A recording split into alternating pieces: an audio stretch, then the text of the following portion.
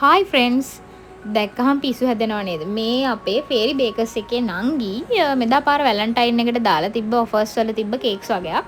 ඉතින් එයා මෙදා පාර වැලන්ටයින් එකට දීපු ඔෆර් එකට එයා රෙඩ් රෝසස් ඇඩ් කරලා තිබ්බා. එයා මගෙන් රෙඩ් රෝසස් ඕඩර් කරා. මං ඇත්තටම ළමයි රතු පාට මල් හදන්න එච්චර ආස නැහැ. මම පෞද්ගලිකව රතු පාටට එච්චර කැමති කෙනෙක් නෙමෙයි. ඉතින් ෆේරි බේකර්ස් එකේ නංගිගේ රික්වෙස්ට් එකට තමයි මම මේ රෙඩ් රෝසස් ටික හැදුවේ.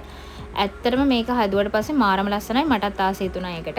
ඉතින් එයා මගෙන් මල් විතරයි ඕඩර් කරේ. එයා ඒක එයාට අවශ්‍ය විදිහට රැප් කරගෙන තිබුණා.